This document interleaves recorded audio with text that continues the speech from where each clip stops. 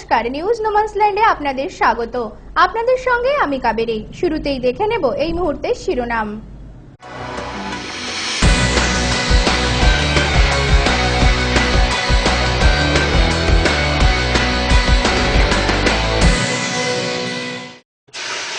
প্রকাশিত হলো মাধ্যমিকের ফলাফল, জেলার জয় জয়কার। রাজ্যের মধ্যে জোড়া নবম হাবড়া ও অশোকনগরে। বনগাঁ হাই স্কুল ও কুমুদিনী সর্বোচ্চ নম্বর 679। প্রেমিকের জামা দিয়ে মুখ ঢাকলো স্বামী হত্যার ষড়যন্ত্রী মনুয়া। গরু পাচার রোধে সচেতনতা শিবির বনগাঁয়। এখন আসছি বিস্তারিত সংবাদে।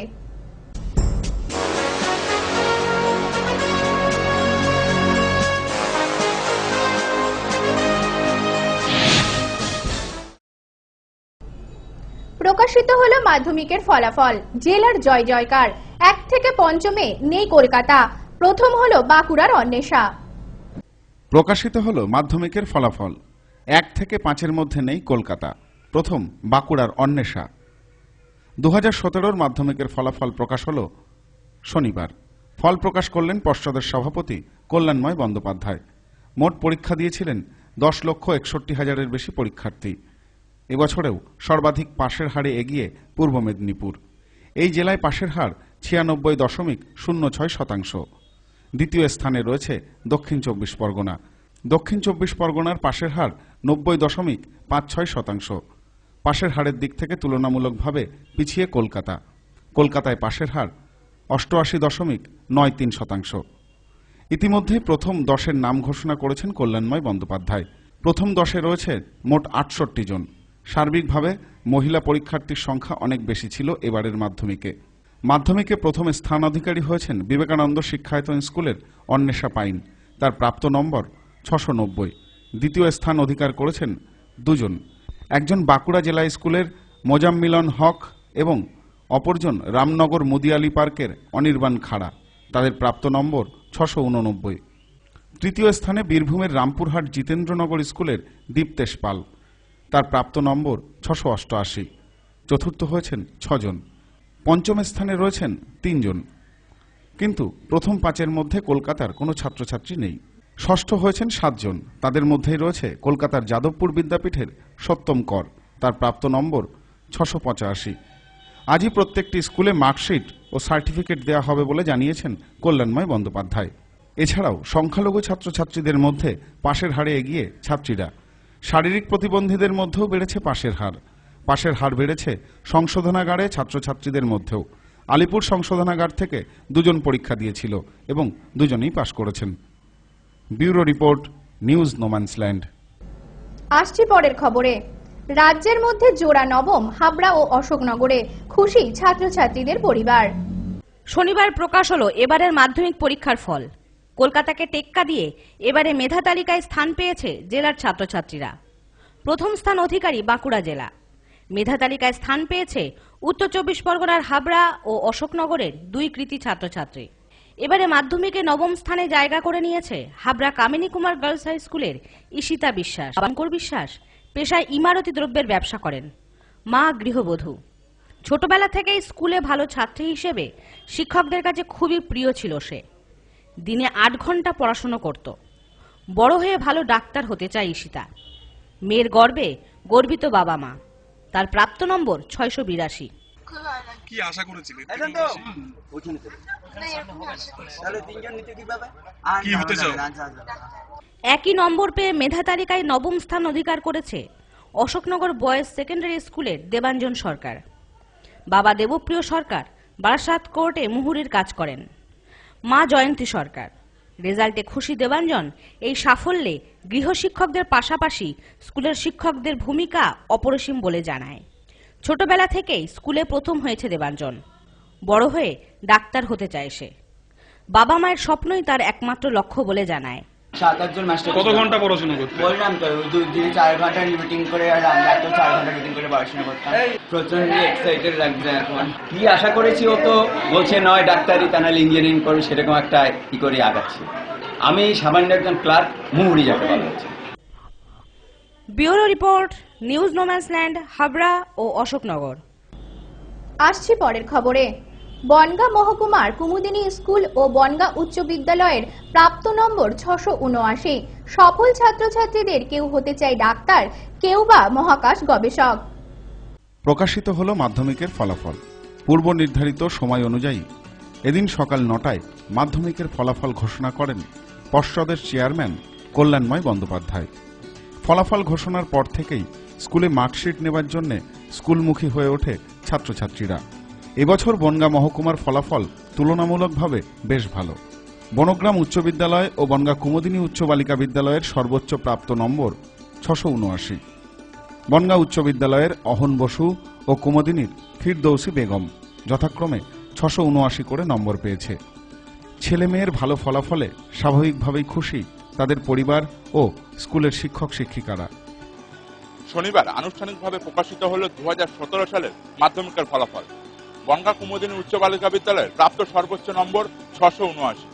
পাশাপাশি বনগাঁ হাই স্কুলেরও প্রাপ্ত নম্বর 679। আমাদের প্রতিনিধিরাও পৌঁছে গেছিল কৃতি ছাত্রছাত্রীদের বাড়িতে।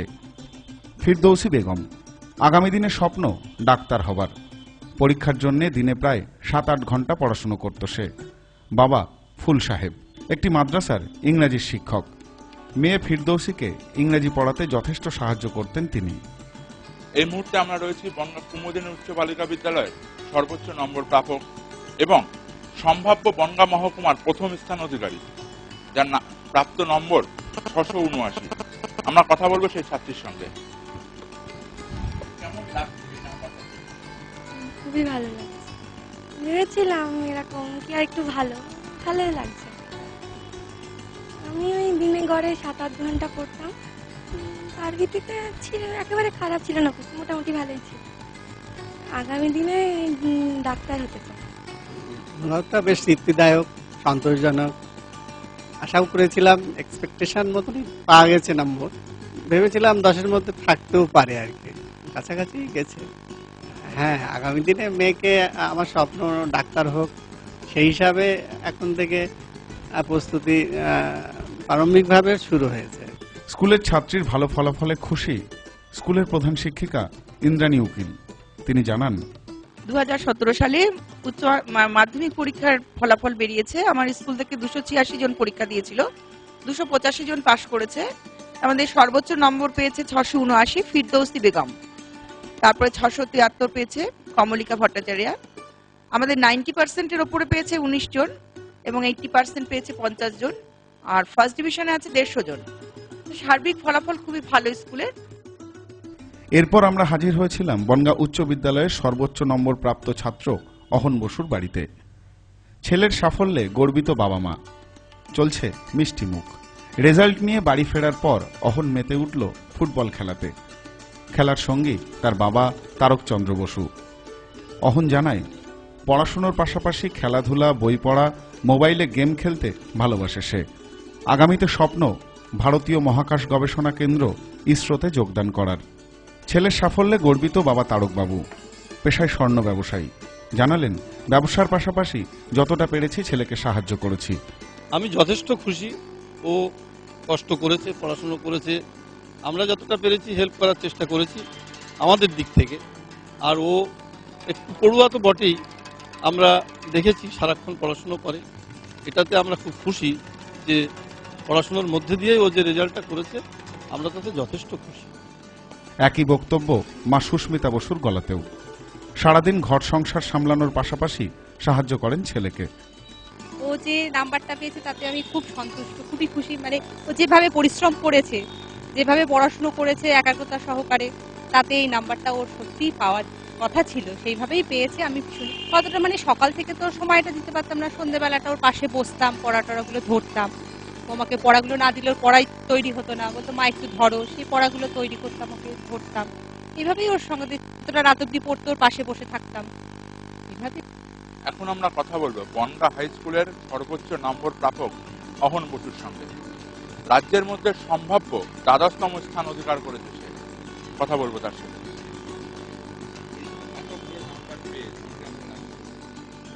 এত ভালো নাম্বার পেয়ে আমার সত্যিই খুব ভালো লাগছে।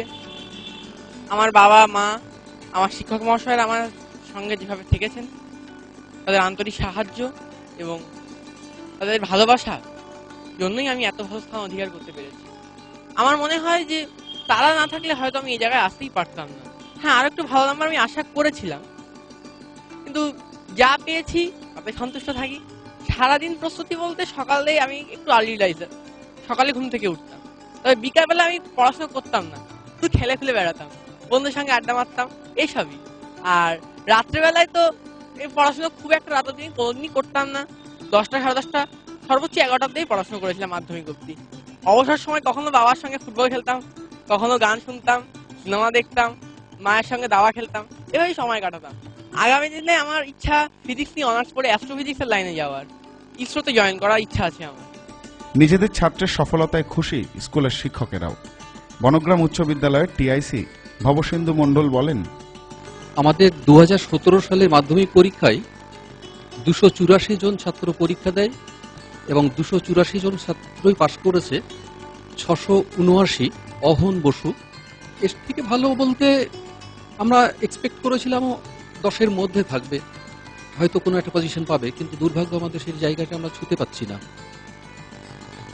এতক্ষণ আমরা কথা বললাম বনগাঁ মহকুমার 2 সর্বোচ্চ নম্বর প্রাপক ছাত্রছাত্রীর সঙ্গে। তাদের মুখ থেকে আপনারা জানতে পারলেন যে তারা ভবিষ্যতে কি হতে চায়। ক্যামেরায় প্রসেনজিৎ ব্যানার্জির সঙ্গে দীপ বিশ্বাস, নিউজ নোম্যান্সল্যান্ড। যত দিন যাচ্ছে ততই নতুন মোড় নিচ্ছে বারাসাত অনুপম হত্যা রহস্য।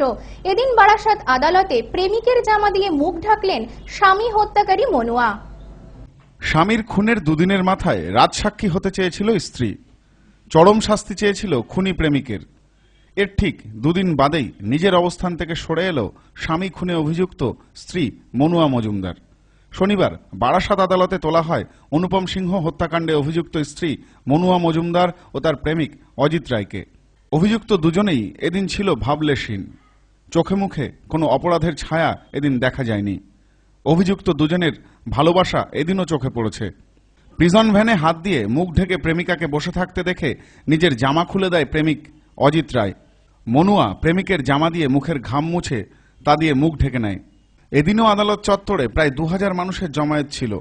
হাতে প্ল্যাকার্ডে লেখা চরম শাস্তির দাবি নিয়ে স্লোগানও দেন তারা। আদালত চত্বরেও আক্রান্ত হন অভিযুক্ত পক্ষের আইনজীবী সুশোভন মিত্র। আইনজীবী আমার একটা আসামি বক্তব্য দাঁড়াতে হবে, আমাকে মারধর করা হলে এই অবস্থা মানে আসামির পরিবারের কাছে এই হচ্ছে আমার দোষ। পুলিশ পুরো দাঁড়িয়ে দেখলো একজন বাইরে একজন অ্যাডভোকেটকে মারছে, পুলিশ দাঁড়িয়ে দেখছে রীতিমতো। আদালত চত্বরে পুলিশ দাঁড়িয়ে দেখছে, একজন আইনজীবীর গায়ে হাত তুলছে। অভিযুক্তদের আদালতে তোলা হলে ভারপ্রাপ্ত সিজেএম এদিন অভিযুক্তদের 14 দিনের জেল হেফাজতের নির্দেশ দেন।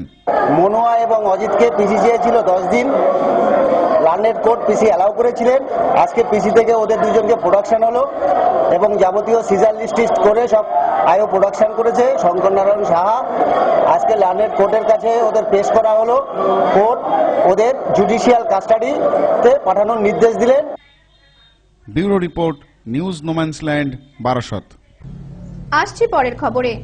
গরু পাচার রোধে সচেতনতা শিবির বনগাঁ পুলিশের পক্ষ থেকে শুক্রবার সন্ধ্যায় ঢাকাপাড়া এলাকায় অনুষ্ঠিত হল সচেতনতা শিবির। গরু পাচারে সচেতনতা শিবির বনগাঁ পুলিশের শুক্রবার সন্ধ্যায় বনগাঁ থানা সহযোগিতায় শিবিরের আয়োজন করে বনগাঁ ঢাকাপাড়ার বনদেবীতলার উদীয়মান স্পোর্টিং ক্লাব।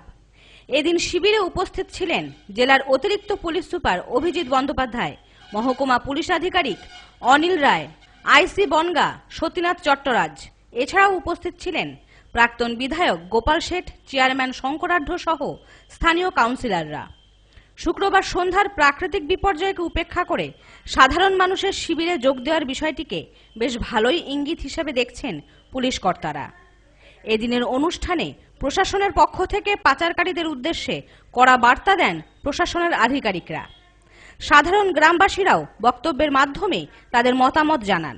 পাচার আটকাতে আগামীতে আরও এ ধরনের সভার আয়োজন করা হবে বলে জানা গেছে।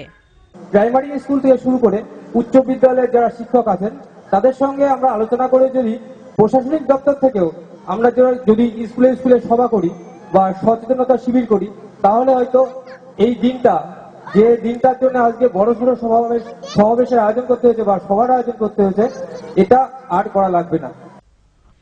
দীপ বিশ্বাসের রিপোর্ট, নিউজ নোম্যান্সল্যান্ড, বনগাঁ। সংবাদ এখনকার মতো এই পর্যন্ত। সঙ্গে থাকুন, দেখতে থাকুন নিউজ নোম্যান্সল্যান্ড, স্বচ্ছতার দর্পণ।